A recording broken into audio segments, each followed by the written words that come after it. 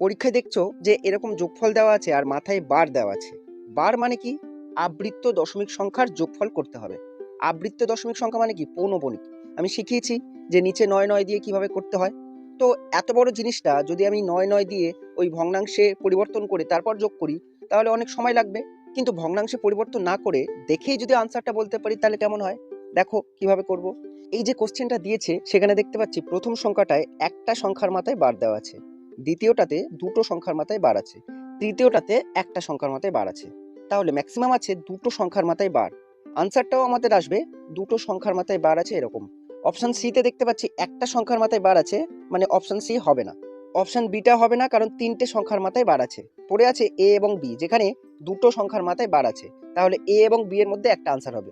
আরো একটা জিনিস মনে রাখতে হবে, এই যে সেকেন্ড নাম্বারটা আছে 11.567, এখানে দেখতে পাচ্ছি 6 7 এর মাথায় বার আছে, 5 এর মাথায় নেই। তো উত্তরটা এমন হবে, পয়েন্টের পরে একটা সংখ্যা থাকবে, সেখানে বার থাকবে না, বাকি দুটোতে বার আছে। দেখো অপশন ডি তে দেখো 4-এ বার নেই, কিন্তু 1 2 তে বার আছে। তাহলে আমাদের কন্ডিশন অনুযায়ী দুটো সংখ্যার মাথায় বার থাকবে এবং পয়েন্টের পরে একটা সংখ্যা থাকবে যেখানে কোনো বার থাকবে না, মানে অপশন এ আমাদের উত্তর হবে না। পড়ে আছে অপশন ডি, অপশন ডি আমাদের সঠিক উত্তর।